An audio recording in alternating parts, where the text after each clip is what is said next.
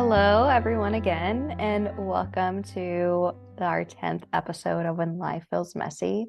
And this is a very special episode. I know we say that maybe like every episode, but this one's really special because we are highlighting Mental Health Awareness Month by talking about attachment styles and attachment theory with our wonderful guest, Heidi Ellis. And Hi. I'm so excited that you're here with us. Can you share with our listeners like a little bit about you, like a short intro and, your passion for attachment styles? For sure, for sure. So I'm finishing up my PhD in counseling psychology. And so I spend my time researching attachment theory and also utilizing attachment theory in my clinical work. So, like in therapy and in assessment. And just a little bit about me outside of school, I really enjoy movies and music and crafty things like sewing. I'm not very good at it, but I enjoy it. And I really love stand-up comedy and actually really wish that that was something that I had the skills to do. Not quite there, but I really respect and appreciate a good stand-up comedy routine. Love that. Me too. Okay. What a lovely little snippet of Heidi getting to know you more. Yes. And I could totally see you rocking like a comedy show. I can't wait to go visit that one day. Yes, for sure. And also, too, listeners, Heidi is actually one of the therapists in our CAPS department. We've been so lucky to have her, and she has been so helpful for our Dallas Houston team. And some of you might, know her on a different level, but we are so excited that she's joining us and that she's going to give you some good knowledge and information about something I'm also like in love with and obsessed. And I can't wait. So Heidi, why don't you just go in and give us a little bit more information about what is attachment theory and why it's so freaking interesting? Yeah, and it is so much one of those things where like I feel like once you learn about it, it's just like, whoa, this is awesome. So I hope everyone listening, I hope maybe you fall in love with attachment theory a bit today too. So I'll just start by sharing a little bit of an overview of the theory, a little bit of its history, and then I want to talk about how you can figure out your own attachment style and then better understand how this attachment style is going to impact how you're showing up in your relationships, whether that's your relationship with yourself or your relationship with other people. So let's get into it. The theory of attachment was developed by John Bowlby, and he really did a lot of this research in the 70s and 80s. So his main idea was that each person has what he termed an attachment behavioral system. And this system is designed to help us stay close to our attachment figures, someone who can keep us safe when there's like a crisis or something scary is happening, and also provide like a safe and secure base for us to go out and explore. Kind of knowing like, okay, this person has my back if I need them. So I can kind of go explore this thing and then come back to them if something happens. So he theorized that our experiences with this attachment figure shapes how we view ourselves, how we view others, and how we view the world. Like, can we depend on others? Are we good or are we kind of fundamentally bad? Do people not want to be around us? Is the world a place where we can feel safe and enjoy life? Or is it a scary place where we kind of always have to be on guard? So he kind of came up with this initial idea, but Mary Ainsworth was really the first person to look at attachment theory in action.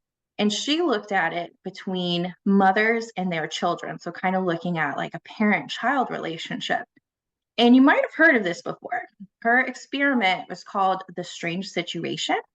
And through this experiment, she observed how attachment figures were taking care of these children and how the children responded to that type of care. And through this, she identified different types of attachment.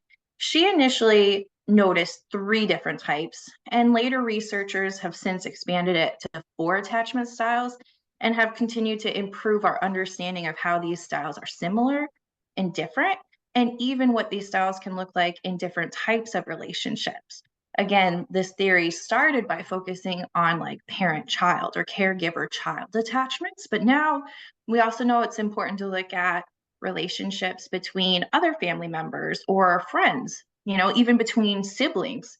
And then as you grow older, right, there's usually, romantic partners or different types of relationships there as well.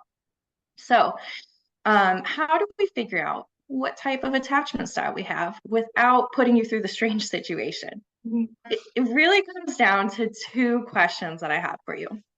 Do you act anxiously in relationships? And do you act avoidantly in relationships? Now, you might be thinking, those are kind of weird questions, Heidi. Like, what does that even mean? And you're right, those are kind of weird terms. So let me explain a little bit what I mean by anxious and avoidant. In attachment theory, anxious behaviors are behaviors that are rooted in fearing rejection. It's worrying that people in your life will stop loving you or that they're going to go find someone better and kind of leave you.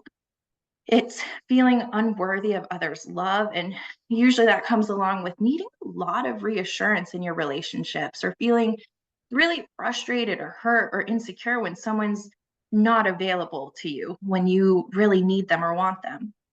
To capture the idea of attachment anxiety, I want to read you some lyrics from a song that you might know. The song is called I Want You to Want Me by Cheap Trick. So the lyrics are, I want you to want me. I need you to need me. I'd love you to love me. I'm begging you to beg me.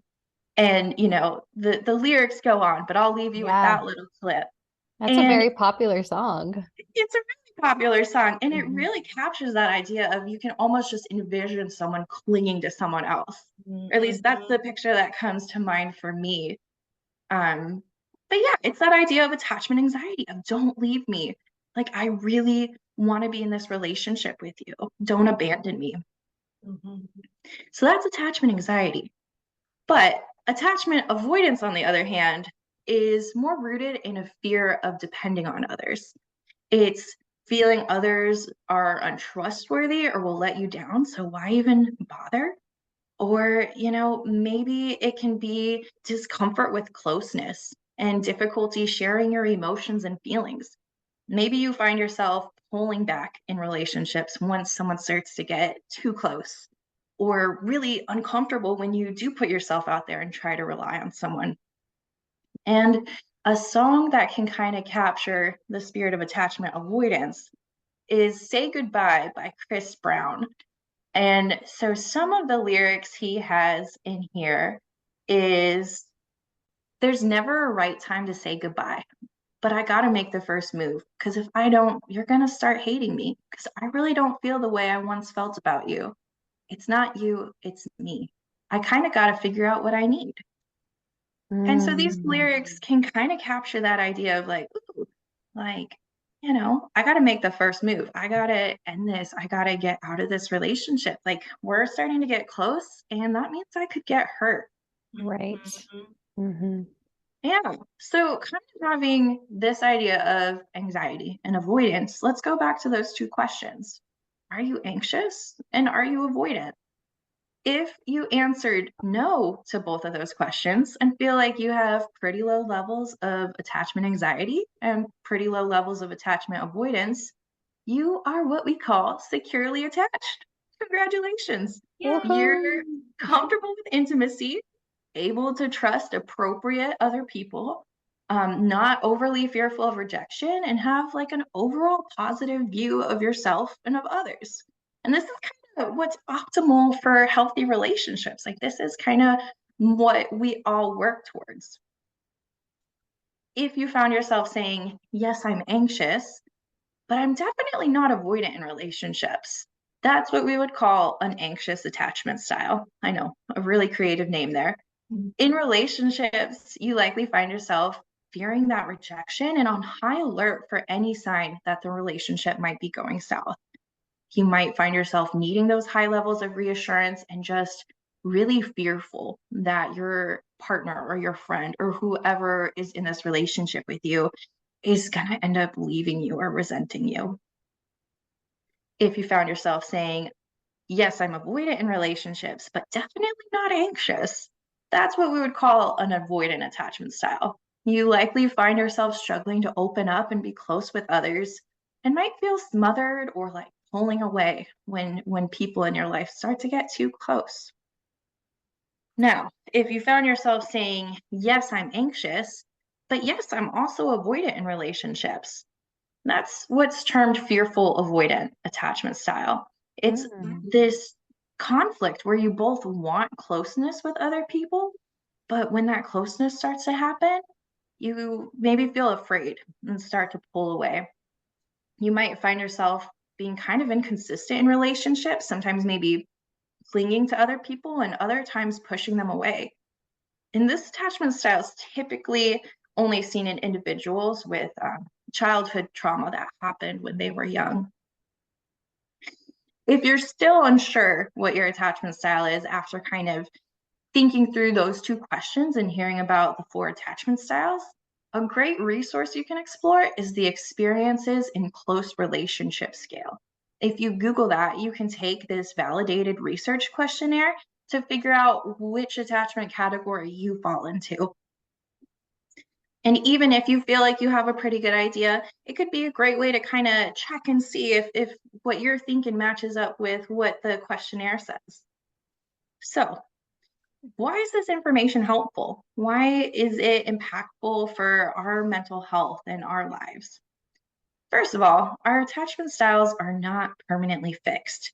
So if we know our attachment style and we know we're not in that secure category, we can work our way to earned attachment security. And we can do this by understanding our attachment style and reparenting ourselves and attending to those attachment needs that maybe weren't met when we were younger. For example, maybe you're avoidantly attached and you feel yourself starting to pull away in a relationship. Having that insight about your attachment style could help you kind of pause and notice that that attachment style pattern is happening.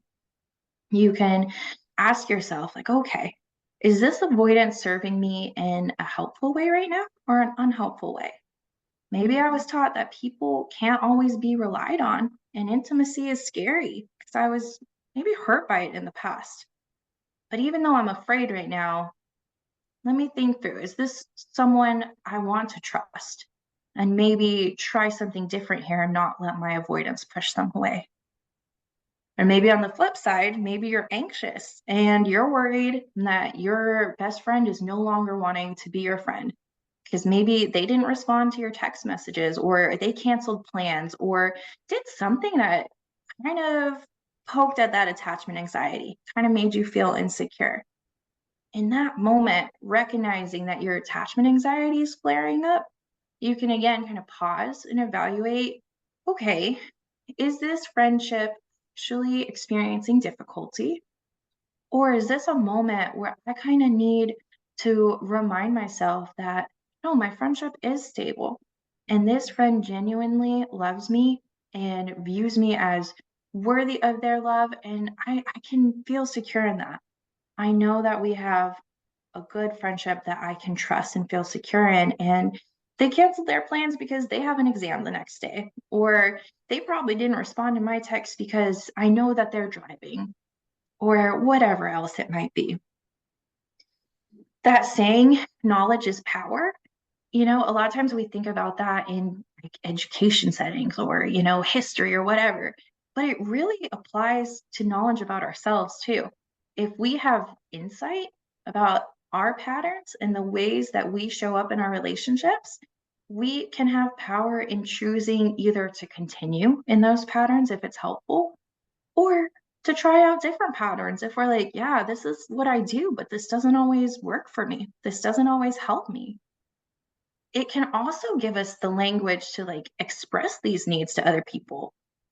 Like say you have dreamed that your girlfriend cheated on you and you're feeling really high levels of attachment anxiety.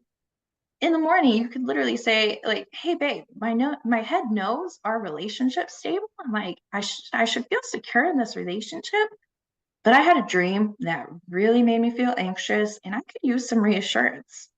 It can kind of be a more helpful way than maybe trying to fish for that reassurance or feeling kind of angry and insecure and maybe starting some fights. it can also help you better understand the other people in your life and kind of start to notice their attachment styles and maybe when their anxiety or their avoidance is starting to flare up. Our attachment systems are pretty much always a factor in life. So it's really relevant in every situation. And not only that, but there's a lot of research that shows that these attachment styles are also associated with different mental health outcomes. And if we can work our way to attachment security, there's usually higher levels of self-compassion and overall satisfaction with life, lower levels of anxiety and depression, and I'm sure a million other things that researchers have explored, but off the top of my head, those are the ones that really stand out to me. And so it's important to kind of think through your attachment style and how you're showing up in life, because it doesn't only affect like the outcome of your relationships, but it really does affect how you view yourself and kind of how you feel in life. Yes, for sure. I've worked with attachment style in my clinical work as well, and noticing that it's really hard to de-identify with it, like really practice not internalizing that as like, this is how I describe my identity and my sense of self. Right. And knowing like it is, what was a term used? Like it's able to change throughout our life. And sometimes it gets really hard when like our attachment patterns like feel way more comfortable than like doing something different. Right. Yeah. I feel like that's so true for, all experiences in life. Like we aren't really beings that want to change a lot of times. Like kind of, we get in that momentum, or we kind of get in that rut of this is how we do things. And it can be really hard to break that pattern and to kind of form those new neural pathways to where we reprogram our brain of like, oh, like we're going to think different. We're going to behave differently. Yeah. I really like want to hone in of like something I hear so much about is like almost like you said, Ash, like we take it, I feel like sometimes we take it on as, well, that's just who I am, right? Like it's almost like, especially for people who like learn their attachment styles, sometimes they're like, yeah, like I'm a Taurus and avoidant. And it's like, that's not like, we're not trying to take that on as a part of us, right? But like this awareness is necessary. And also like when you realize and have that awareness of like, okay, what kind of has occurred in my life, in my childhood, that has created this kind of like pattern and behavior and thinking for me. When you learn that, like power is knowledge, and then you have the responsibility and accountability to be like, okay, if I know I'm showing up in relationships as anxious or avoidant or whatever, am I just going to continue doing that and possibly hurt people, hurt myself, deprive myself of being a securely attached person that finds a securely attached person and has contentment and future relationships? Or do I like just kind of stick with it, right? Yeah. It's something that like I think we have to all take on as like part of our growth journey to be like, yeah, we can't change what occurred, right, in childhood or trauma or whatever that led to me having maybe this non-secure attachment style. But that doesn't mean that I don't have the opportunity or power to work towards not being that way. And I think that a lot of the times it can kind of be used as a crutch a little bit of like, well, I'm avoidant and like, that's on people if they don't like understand or like notice, right? And then it's like, we have to take some accountability here if we know our behaviors are harmful to others and we still engage in it and then put the blame on them, right? So I really like that you talked about it's not permanently fixed, because it's not. This is something that can be worked on, and there's like tons of research and people with personal experiences that do the work and get to a secure attachment place. And it's not easy and it's uncomfortable just like anything else. Cause like you said, Heidi, we're rewiring our thinking and our brain here. But it is necessary if we want to have these secure attachments. So For sure. I'm so glad you brought that up though, because you're right. Whether it's your attachment style or, some other mental health label that you might have, like depression or anxiety or ADHD, sometimes we can get kind of overfused to these labels. And these labels are supposed to help us and empower us to live healthy lives and to understand our brains and our bodies and kind of take steps towards health. But you're right. Sometimes we kind of accept that of like, oh, like this is how it is. So I'm just gonna kind of lean into that. And that's how it's always gonna be. I'm never gonna be secure. I'm never gonna be happy. And you're right, it doesn't have to be that way. It's totally something where having the knowledge really can empower us to take steps forward. And it Yes. can provide the language like in relationships to let them know like I struggle with this and I'm working on it.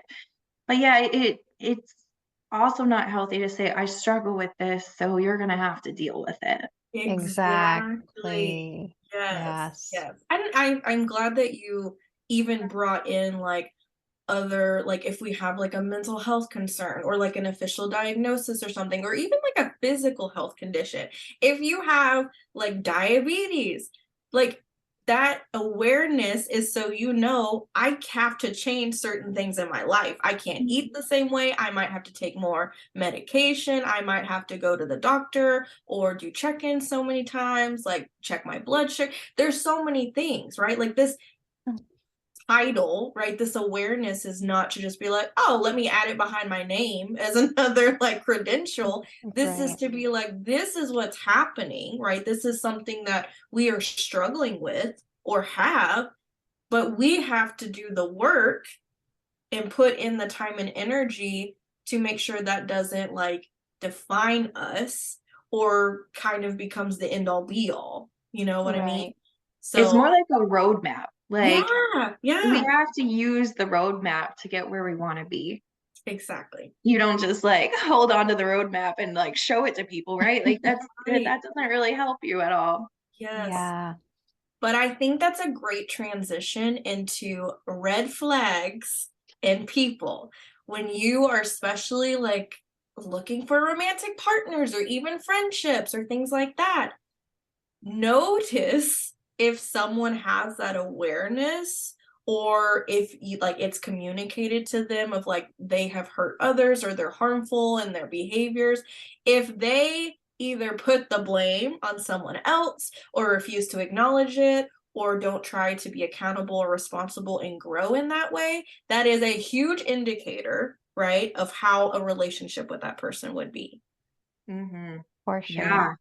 I think that's a great segue into talking about the anxious avoidant trap that occurs. That is very common in attachment styles. And you did a great job, Heidi, of like giving us a really good idea of like how the two differ. And what I see a lot of, especially like with my clients and just like the struggle, especially when they come for like relationship issues, is this idea of there's such a difference in like intimacy and like what one partner is wanting to commit to, and even just the idea of like what I am deserving of love, right? And we'll put like the link in the episode, but like my favorite like book, which you can't see, listeners, but I'm showing, is Attached, and you can see on my like million tabs. But there is like such a crazy like roller coaster dynamic that happens when an anxious and avoidant attachment like couple is together. And I'm curious for you listeners, maybe like hearing this will give you some insight if you find yourself experiencing like any of these things. But Heidi was talking about like when you are like an anxious attachment, you have like these feelings of almost like I'm undeserving of love and I need to do X, Y, and Z and go overboard to show other people that I love Right. them and I'm deserving of love to get that in return. And that's when like the people pleasing tendencies come in. Yes. The like ignoring your own feelings or like wants and desires. Like Yes. those are other like red flags to notice for yourself, or maybe you Right. have someone in your life that like does that. And so thinking about like that's like on one end of the relationship, right? And then if you're partnered with someone that's avoidant who literally like gets scared by the idea of too much connection or intimacy because it feels like an infringement upon their independence, right? If you have one person that's like almost like throwing and overloading with love, right? And attention and wanting X, Y, and Z, the avoidant person gets that and then pulls away. And then what happens when the avoidant pulls away? The anxious runs even faster to chase after them. And it's literally this endless loop and roller coaster that happens. And it's so like interesting to me because like even thinking about when I hear my clients come talk about their relationships, like when I hear it, I'm like, oh my gosh, I see it. Like I see this. But when you're in it, it's like it's really hard to even notice that, right? Yeah. Well, and it's a dynamic that research has shown anxious and avoidant people tend to be attracted to each other. Yes. The whole saying opposites attract. And if you're listening to this and you're like, oh my gosh, like I have that dynamic in my relationship, there's actually research that shows it can work. Like it's a dynamic that can either be stuck in a loop of like, oh, like we are just kind of pushing each other's buttons and like our attachment styles are just like, ah! But it can also be one of those things when you have the insight and you kind of work through this with your partner, like you can have a good harmony too with it. Because again, opposites attract, and sometimes that can really mesh well and we can complement each other, and sometimes we just clash. And so the same is true with these attachment styles. So if you're listening, don't panic, but it is something that is important to like understand and really think through and talk about with your partner. I'm glad you brought that up, like the dynamic that it causes, because it just reminded me of like when I've heard someone with secure attachment partner, even with like their partner or like another loved one, is that the relationship might feel boring because their nervous systems are not in that perpetual activated, heightened fight or flight state. So you're like, okay, I feel like kind of bored in this relationship, or like everything's like going good, or we just handled that conflict like it was nothing. Like, what's going on? Like, if you're an attachment or if your attachment is like anxious, that might feel like a red flag. Like if everything is going smoothly. Right. And you're able to like express your emotions and resolve conflict in a healthy way, then that may be like, okay, like what's going on? Like it might feel like a blind side almost, but it's really just your securely attached partner is really like being there and implementing those things, and your nervous system is not like blaring its alarms. Yeah. When we haven't been used to healthy can feel weird, and it can be like, oh, like this isn't how things are supposed to be. Like that's not what I saw in my family growing up, or this isn't what I've experienced so far. Like what's going on? Right. Or, maybe it's like you know that it's good and that you're enjoying it, but that anxiety is like, this isn't going to last forever. Or that avoidance, Self-sabotage. self-sabotage, or that avoidance is like, we're a little too close. Like maybe I should start pulling away. Right. There's so many things that can go into play, and everyone has such a unique experience with this. And even, our history with our family is really big in shaping our attachment styles, but also all of our experiences along the way. We can have, corrective attachment experiences where we can kind of have a healthy experience and be like, oh, wow, like maybe this is how this could be. But then we can also have attachment injuries where Right. it can kind of be like, ooh, maybe I thought that I could relate to people in this way, but now I'm not so sure. Maybe I'm a little scared. Um, so yeah, it is just so interesting how different our attachment styles can be and how they can impact how we're showing up and how we cope with them. And it really ties into like the story we're telling ourselves of like, okay, this person did something that is triggering my, like, oh, we're getting too close, or are they running away from me? Like, I gotta cling. How we talk to ourselves in that moment is really impactful in shaping, like, okay, are we going to get stuck in a loop of kind of triggering each other? Or can we attend to this in a way where we can have harmony? And really talking through that and being like, okay, like, no, they're not pulling away from me, or they're not trying to hurt me, or they're not trying to take away my independence, like whatever it may be. And then thinking through, okay, I'm having this reaction. Like, how do I want to cope with it? How do I want to react in this moment? Instead of having the knee-jerk reaction, again, we have that insight to really make a choice there and to really choose how we want to respond. And so, Yes. again, like we can get stuck in that loop, but if we have the insight, like we can use that information to really make helpful decisions for our relationships and have a really good relationship. Mhm. Yes. Yeah. Yes. 100%. And as a recovering anxiety attachment over here, like it is even so interesting to think about if you are with someone that's like securely attached, right? Like even seeing like how they role model being able to express their emotions. Does it feel like there's chaos or uncertainty or like I don't know what's going to happen here, right? Like that you might be used to. And what does that look like and how does that feel different when your partner is just upfront and honest and like lays it all out there and is raw with you about what they're feeling? And I think that that's something too of like, especially if you're someone who like has like an anxious or avoidant attachment and maybe you're used to not being with a partner that's secure, of really like challenging yourself to consider, okay, like where is it that maybe triggers that I have or behaviors that I have in terms of this really show up in a way that causes me almost to expect or crave or look for the chaos where there doesn't have to be any, right? Mm. So Yeah. it's just so interesting. It really is. As It's y'all are so both, interesting. yeah. As y'all were both sharing that, it just reminded me of a section in the book, The Body Keeps Score. Mm. And I can never pronounce the author's name. But it's about a book about like how trauma is stored in the body and attachment styles as well.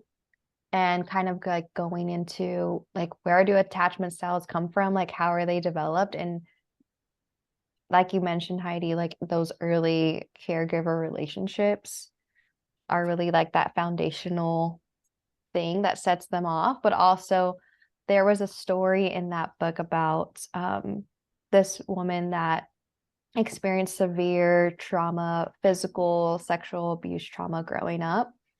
And, that really imprinted on her ability to pick up those cues of like, how do I respond, not just to others, but to myself when I'm confronted with conflict or when I'm confronted with someone wanting to learn my thoughts and feelings? Like, do I lean into the avoidant? Do I lean into the anxious and start overthinking?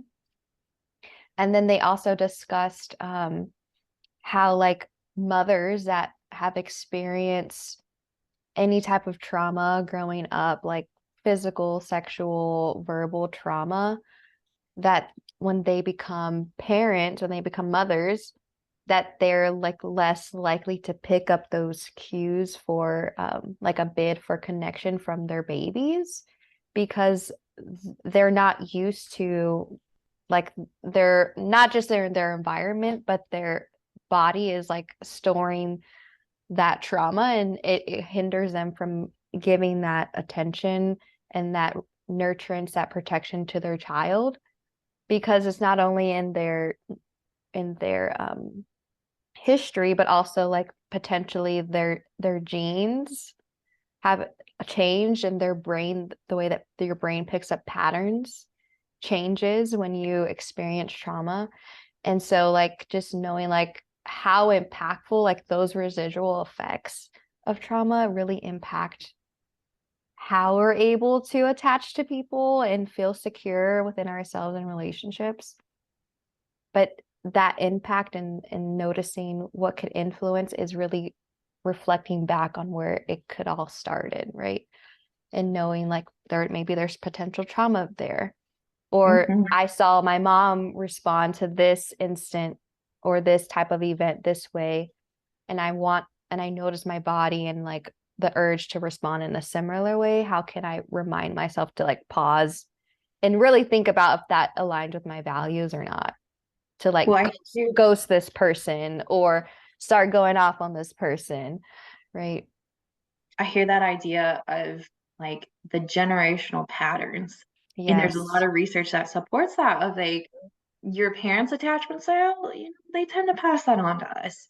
And that is something I think that comes up a lot in therapy or just life in general of people wanting to make some changes for themselves in their relationships, or if they choose to have children, adopt children, even just being around children in the family, if there's nieces or nephews or anything else, like we tend to want to be different and break those patterns.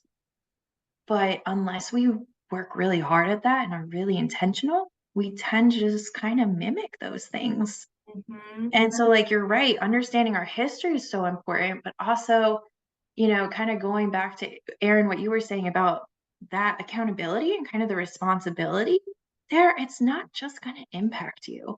It's going to impact the people you're around, the people who you're a role model for. Again, whether that's, your own children or people you're around or, clients, if you're a teacher, students, or any other career, like, right, you're going to be around people. And so Right. you're going to be impacting that and kind of shaping these next generations as well. Mm-hmm.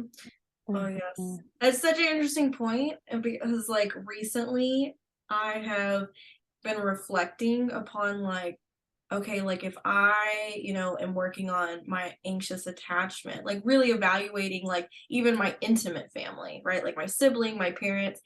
And it's so interesting because I recently had my brother do like an attachment quiz because I was like, I think I know, but I just want to take it. And my brother came up avoidant and I'm anxious. And then I was like, okay, looking at my parents, my mom has more of avoidant and my dad has more of an anxious. So it's just so interesting of like how that is.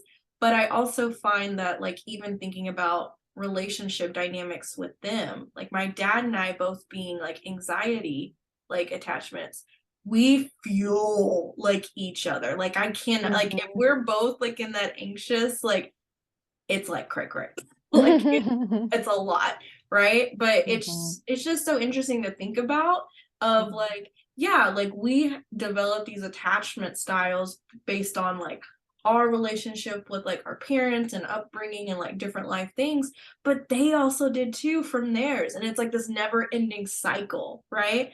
And then it's like, okay, knowing that, like I'm taking the accountability and responsibility for my future children and the generations after me and the people around me, my own relationships, to work on getting towards that secure attachment, right? But it is so interesting, right? It's like, Yeah.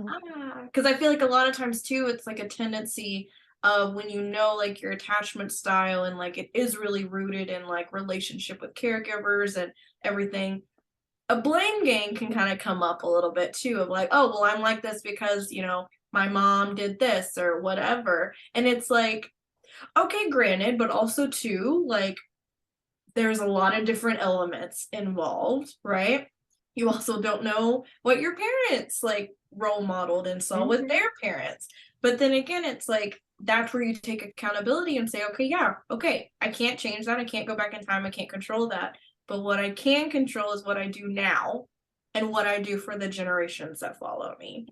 Literally. Yes. I think compassion plays a huge role in that of we can kind of analyze our family history, right? And, speak truth there of, okay, maybe my parents did XYZ and maybe they were trying their best or maybe they weren't, but that's what happened. But I can still have compassion and empathy in that. Not to say that it excuses the impact they had, but when we talk about these things, I know psychology in general sometimes gets a bad rap for like, let's just blame it all on the parents. But that's Right. not true. Like, we need to understand our history, but there's always more to the story and there's always a bigger picture. So how can we kind of take a stance of curiosity more so than blame and just show that compassion to ourselves and to the past generations as well, of maybe your parents did a little better than their parents or than their grandparents and so on. Exactly.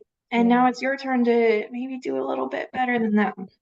Right. Yeah. I find myself like when I work with clients a lot of how do we also hold that our parents are imperfect and they have their own traumas and own role models and life circumstances that led to, right? Maybe behaviors or things that they did. And we can have compassion, we can have empathy, we can have understanding. And also on the same page, hold that does not deter the impact that we endured because of, and it's like both can exist in the same breath.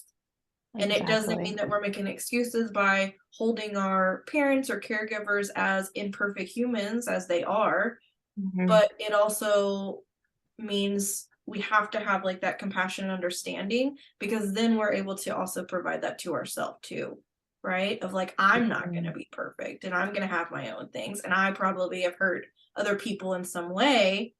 Yep. So it I feel like gives a good foundation for being able to grow and make those steps towards change in the future. So I'm curious, like if we can maybe wrap up or talk about like what are some of those practical things our students can use to address their attachment styles. I do have some things. Yay. Yes. Okay. For like anxious people that are trying to get in relationships, it talks about acknowledging and accepting your true relationship needs. So not like basically not being in tune or like valuing what you need, because a lot of times anxious will throw that away for what their partner needs. Recognizing and potentially ruling out avoidant prospects early on. Being your authentic self and using effective communication. The abundance philosophy, understanding that there are many unique and wonderful individuals out there. So like this person isn't like the only one that will ever love you, kind of thing.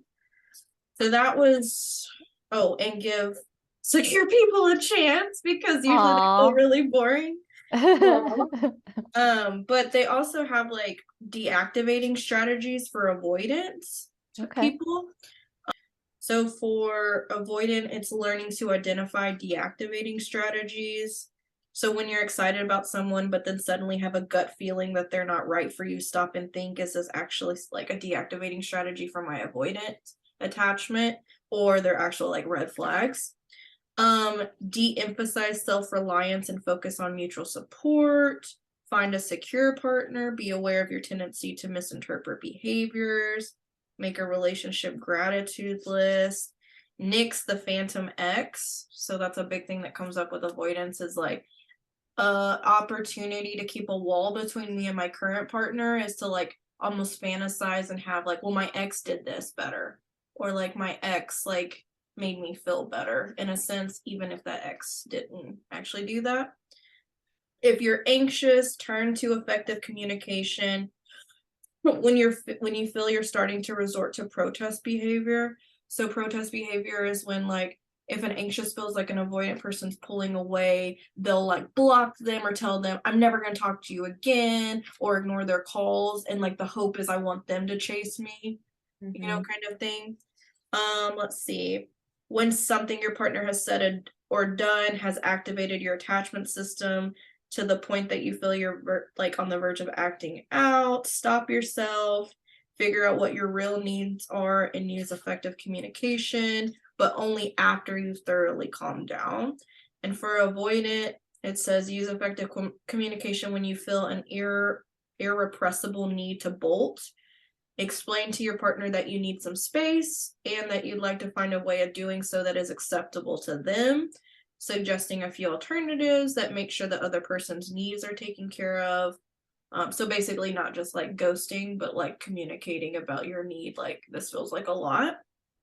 And then it says the 5 principles of effective communication are wearing your heart on your sleeve, focusing on your needs, being specific of what is bothering you, not blaming the other partner, being assertive and non-apologetic about your relationship needs because they're valid. So yeah. So I feel like the categories I'm hearing, and I'm going to add one. Like, I think self-exploration is important of like, okay, think through like your relationship history. Where do you think maybe your attachment style has come up, and like what type of attachment styles have you been attracted to, and how has that been working for you? And then I'm hearing like coping when your attachment style is activated and communicating it Yeah. well. So yeah, there's a lot of really good suggestions there. Yeah.